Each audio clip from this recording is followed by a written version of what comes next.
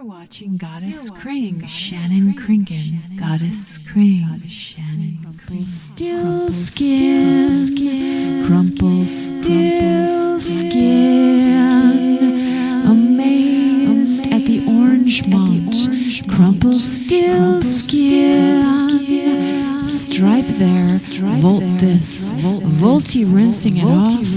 Undulate, morph, melded, zoom away, crumple still skin.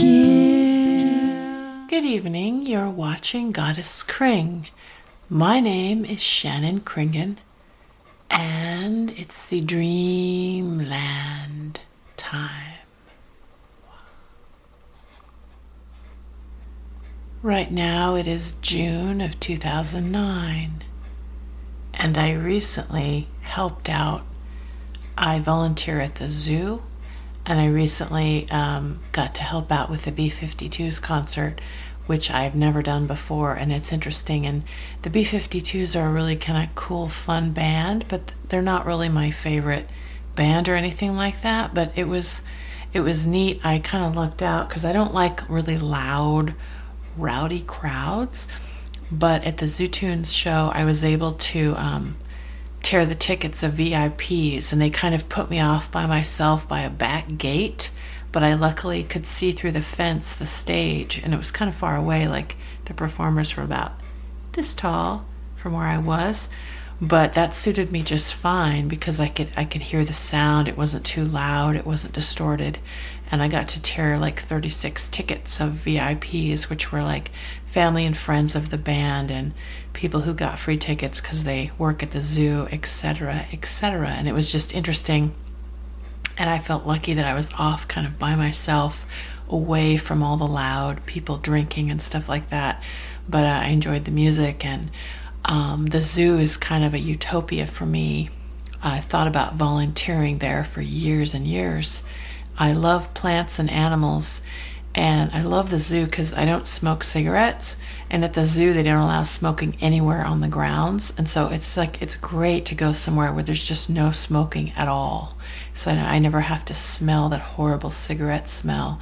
And there's no alcohol at the zoo, except, well, at the zoo tunes concerts, there are alcoholic beverages served.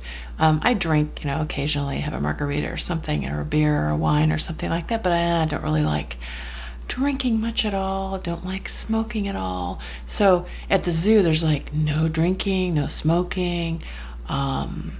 There's no, I don't know, it's just kind of like its own little world, and I love being around the plants and the animals, and it's just kind of this world within a world, and I enjoy being there. And so I volunteered to help out with the concert, and I'm probably going to help out with the Joan Baez concert and the Cowboy Junkies and Emmylou Harris, and I forgot the names of all the other bands playing, and I might help in the family farm area where the goats are, and just there's all kinds of different things that they need volunteers for, and you have to like sign up, do paperwork, go through all-day training sessions, and then mentor sessions, and then coordinator sessions, and you have to really it's very tedious, and it kind of weeds out all the people that are flaky or not serious. And so far so good. I've made it through all the training, and now I'm starting to do my official shifts of volunteering, enjoying the newness of that. Took a little piano workshop lately, just trying new and different things, and enjoying spending time walking out by the water, and enjoying the birds, and planting flowers. Have lots of petunias blooming and growing.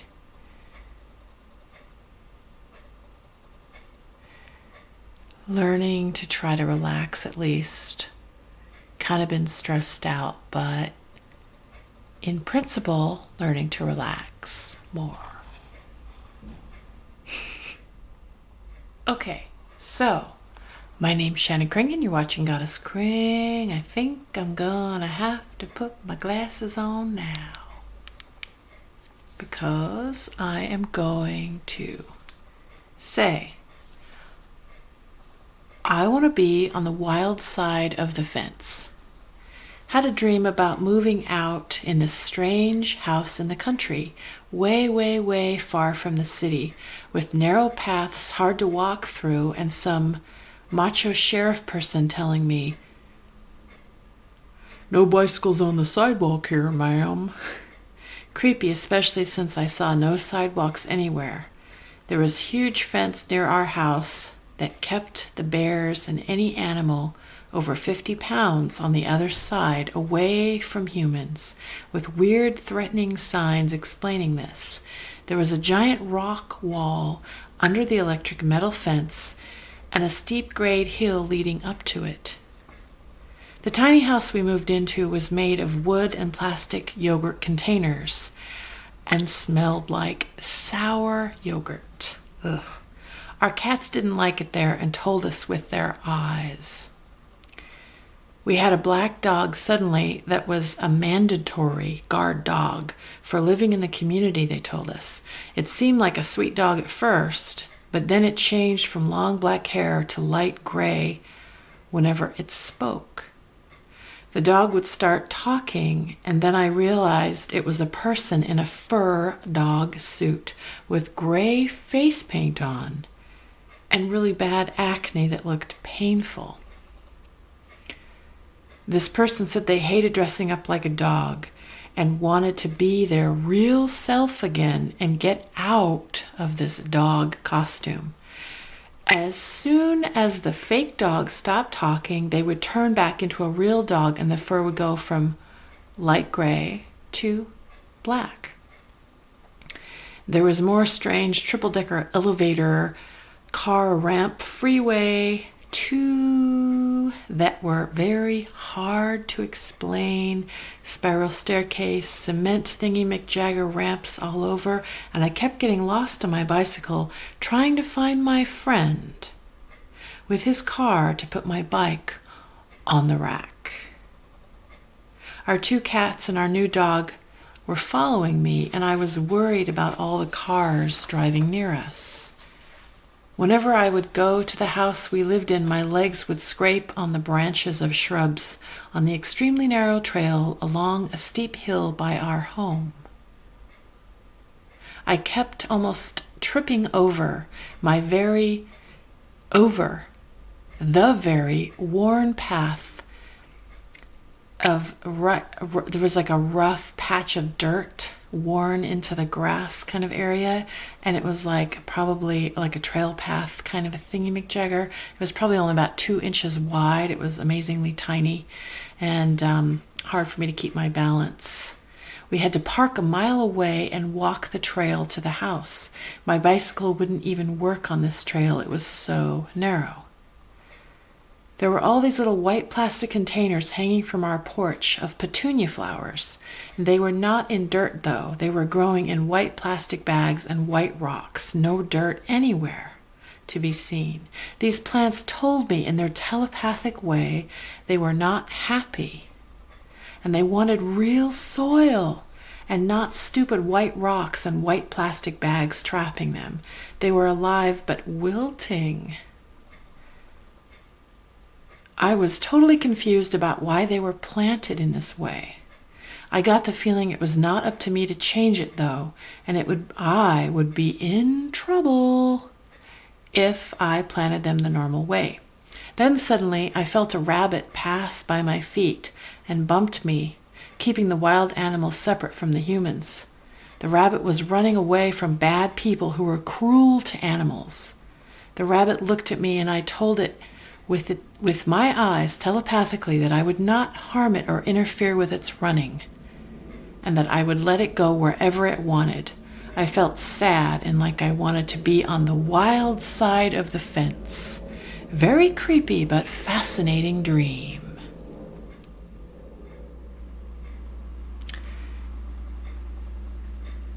I can hear rain actually outside right now. It hasn't rained in quite a while in Seattle, and I love the sound of the rain.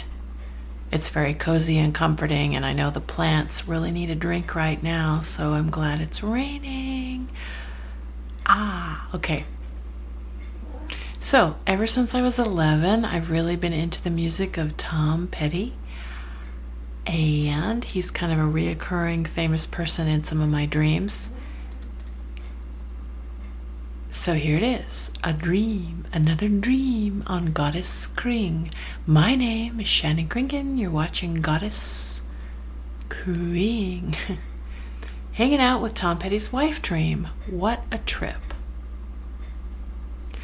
I met Tom Petty's wife. At first I was sad and jealous of her and thought she would be mean to me. But in this dream, she hugged me and told me she understood. Many women want to spend time alone with Tom making love and want Tom to serenade them around a beach fire, etc. He's a wonderful, handsome, talented man. I'm married. I totally get it and have empathy for you and to others who feel this way. In this dream, I found this comforting and not embarrassing to be told this. Her and I walked all over this huge outdoor park that looked very Disneylandish. We told each other about our entire life story thus far from childhood till now. Then she invited me to the set of Tom's newest video. We traded business cards and planned to trade some creative ideas and things in the near future. I reminded her that I paint shoes and hats and guitar straps. Whatever you and Tom want, I said, and abstract canvas too, and I'm a good photographer. I showed her my sample photos of some magical miniature laptop I had in my pocket, and she told me, "Dazzling, Shannon, just dazzling unique work." I remember feeling proud of myself for being so open with her and having the audacity to boldly state my desires and ambitions with her, and told her not to worry if she liked me or not. I just had to speak my truth and let her have whatever opinion about me she wanted. This was a good feeling. We both watched Tom Petty and his band on the huge soundstage set. Even got to hear Tom argue with the director of the video about a scene he wanted to do his way, and the director had different ideas. Tom wouldn't back down. And the director eventually let Tom do the scene his way. Tom's wife introduced me to Tom, and they both told me, "Yes, Shannon, you can make out with Tom." It's okay. We don't mind. So then suddenly I was sitting alone on a soft, bright green velvet couch with Tom Petty, making out with him, kissing passionately. It was beautiful, and he kept telling me, "Don't worry, this is natural and from the heart." Then suddenly I was back alone with Tom's wife, walking into a huge warehouse art studio that had very shiny, freshly painted gray floors and big metal black shelves. I noticed two relatives of mine who are both artists in real life in the room, standing on pedestals, smiling from ear to ear. "We sold all our inventory, Shannon. It's great. We can now move to Ireland for good and let life go on." Tom Petty's wife wanted to then buy the rest of the inventory of their artwork, some oil paintings and huge clay vessels. "I'll buy them all," she said. "Just ship them to our house in Encino, California, and you guys go to Ireland. Tom and I will visit you all there and have a concert in your living room. Just cook us a dinner, okay?" "I will show Tom your photos, Shannon, and you must come to at least 35% of the shows and take photos up close of the band live on stage, okay? And publish a book, okay?" What a dream of a dream. Usually my dreams actually are very stressful and full of loose ends and anxiety, things not going my way, me feeling afraid to say what I really want, think, and feel, or afraid to ask for what I really want, afraid of what people think of me, etc., thinking I don't deserve what I really want, or some weird sense of shame. And this dream was like a breath of fresh air. I woke up smiling. I'm thankful for that magical dream. And usually, actually, too, if I have a really fun, interesting dream, right before the good part happens, especially if it's like a sexual dream, right before the great part happens, it just fades away.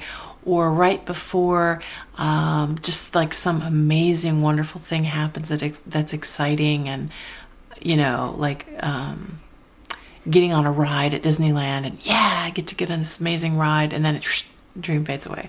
So that was a real treat to have the dream, have all these good things happen in the dream, and it sort of continued on, and it was just like fun, and things got kind of resolved and set into motion. So that was cool.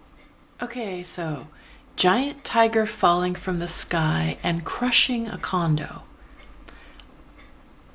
I slept really late this morning, needed a rest. It's been a bit challenging for me to fall asleep lately. Then once I'm asleep, I don't want to wake up. I feel like I'm climbing or swimming deep into the ocean when I sleep, and diving way, way, way, way, way down, down, down, down into another world for a while. So this dream starts now. Bizarre, intense, scary dream. I was inside with two of my friends and looked up at the sky through a floor to ceiling window and saw a tall condo building with lots of potted blooming flowers on the balconies. I thought, how pretty to have so many flowers blooming right now. And how fragile and temporary they all are. I hope they last a long time. Then I sensed something bad was going to happen. I looked up at the clear blue sky and saw a giant tiger the size of a football stadium falling from the sky. It didn't seem alive, though. It was a hybrid of a real furry tiger and an inflatable kind they use in parades in NYC. I partly thought it was a funny sight, but it was falling straight down towards us in the condo next door. I braced myself, then saw this giant tiger crush the condo next to ours. I saw balconies and flower pots fall sideways onto the ground. I saw people running out and escaping, and knew some people were inside, probably crushed to death, which was a horrifying, disgusting thought. Yuck. I felt yucky. I felt yucky. I felt lucky. I felt lucky this giant tiger didn't fall on us. I told my friends who were busy in the basement playing music. They just laughed at me and said, "We're not worried, Shannon. These things happen in life. Relax." Suddenly I decided to unzip the roof.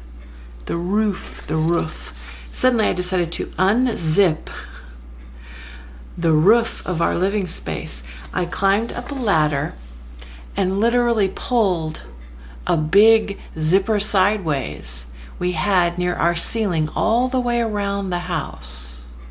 All the way around the house. That's really strange, isn't it? It's like this big zipper all the way around the house. Okay, I lost my place. See, I can't remember exactly the dream, and so I wrote it down and printed it out, and now I'm reading it. It's kind of strange. So, okay. So I unzipped, on the ceiling there was a zipper like all around on the wall. And so I unzipped it and the roof came off and I could get a good view of the sky. I saw all these moon-like things in the sky, but they were orange in color and not white like the moon is. But they looked like clones of the moon, partly waning and with crater patterns and slightly transparent, looking bright orange like the things they have to warn airplanes near the ground of wires in the sky. I was thinking, did NASA put up a bunch of orange moon-like satellites in space and not tell us? I was wondering if these were related to the giant tiger that fell out of the sky. Then I saw people crying next door at the crushed condo building. They needed help, and I heard sirens on the way to help them.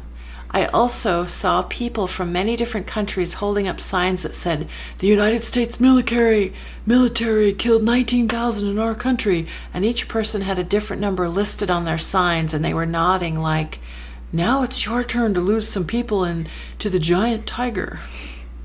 These sign holders looked sad, not angry. They looked like they were wishing the world would be more peaceful and sad that the military continues to bomb and kill many, many people. These people were very skinny and obviously needed food and shelter, and for someone to acknowledge the reality of what is happening in the world internationally with war and from the people in power that are making violent decisions and then blaming other people for it. So the people in power who have most of the weapons and power to kill others in mass, they looked homeless and sad and lost. I also noticed many skyscrapers, and the Space Needle we have in Seattle was wrapped in huge white fabric that hugged it with a giant zipper. Kind of like a big sleeping bag all around the building to cushion it or hide it from something. I was wondering what will happen next and who is really in charge and doing this stuff. Then suddenly the orange moon-like things started falling from the sky very rapidly. They turned from looking like the size of the moon to rubber beach balls. They turned color from orange to red, white, and blue striped. They made a hissing sound as they fell. They looked like toys, but I said out loud, "Don't trust these as being toys. These are some kind of strange military device that might harm us." I grabbed my camera and ran out of our open-roofed house to take photos of this strange event. I then saw many flashing lights from police cars and a train with a big truck on the tracks that derailed it, with big giant chains in the shape of handcuffs surrounding the train. I saw people on the train that were commuting back home from work, and they looked shocked and uneasy and scared. Then someone tried to grab me. I screamed at this person and told him, "No way you're taking me. I don't support this war. I'm sorry it's happening. I wish I could stop it." I grabbed this man on the neck where I saw a button like Frankenstein has, and he shrunk from being a 6-foot person to a 2-foot miniature person. His voice sounded old Munchkin-like as I shrank him, like he inhaled helium, or like the little people in The Wizard of Oz. I was less afraid of him when he was small. This is a recurring theme in my dreams of giant and miniature people, places, and things, shrinking and expanding on their own sometimes, but usually I have the power in my dreams to make them get bigger and smaller. I think it's because Alice in Wonderland had a big impact on me as a kid. I am fascinated by scale and relativity and how things shrink and expand depending on the way we look at them. Alice in Wonderland, The Wizard of Oz, James and the Giant Peach, Charlie and the Chocolate Factory, The Lion, the Witch, and the Wardrobe. All had a big effect on me in childhood and still do apparently. Powerful symbolism in these stories. The dream ended with me running back home trying to find my 2 friends. I was able to jump 20 feet high over our house and into the living room that had no roof as I unzipped it. I sort of bounced like a bunny into the house. The dream was stressful but exciting at the same time. I feel better after writing this down because I feel like I can let it go. Just dream it, write it down, and let it go. And then read it on camera. So here we go. Greener me and beam me up, Scotty. So, Had vivid dreams last night of triangular apartment above an art gallery. Eddie Vedder lived there and was trying to teach me some how to live wisdom stuff. Copper triangular shaped sinks and metal fixtures all over the apartment, even a triangular shaped toilet. In this dream, I had to visit a health food store and buy this little tiny clear plastic triangular shaped container that had some kind of magical herbal remedy in it that would heal all wounds. As long as I took no more than 10 drops per day, they told me. I thought $25 was too much for it. I kept wanting to find a way to get it for free. Then I judged myself for being so cheap. Then I saw some scary older man wearing all white who dropped a woman from a balcony, and she fell on some old Irish wall-type rocks, like they have in Ireland in the farmlands. So sort of like on the travel shows I've seen, like the old-fashioned like stone walls that people still make that are stuck together by nothing, and they just seem to stay. It's amazing, actually. I've never been to Ireland, and I really want to go. I've been to Norway, Australia, Mexico, England, Holland, Italy, France. I've been to a bunch of different places, but I have not been to Ireland. And I love all the European countries I've been to so far, and I would love to go to more. I'd actually like to go everywhere, Asia, Africa, just everywhere. So I saw this scary man dressed in all white was dropping a woman from a balcony. She fell on some old Irish rock step type things. She crushed her skull. It was bloody and disgusting and gross, and I felt horrible. And I felt like it was my job to save her and make sure the man who dropped her didn't see me. He had this huge camera with paparazzi type lens on it, the kind of lens I should have to get a good zoom in animal zoo shot. He was watching me, and I was scared to go and save this woman. I went over to her and remember thinking I had better make myself and her disappear like they do on Star Trek. Beam me up, Scotty. It out of there fast. I kept hearing a scraping sound on the rocks, like someone was using a metal fork and scraping on the rocks to make an unpleasant sound. And I remember thinking, ignore that sound. They are just trying to get you to leave. You must save this woman. And the rest of the dream is fading, but there was a lot more that happened. And I think in the dream, I got the feeling that I had the courage to save this person. But it was too stressful, and it just had to fade away at that moment. So that was an interesting dream, and I don't know. Sometimes I like to analyze, but right now I don't want to analyze it. I just want to let it be. Let the dreams be the dreams.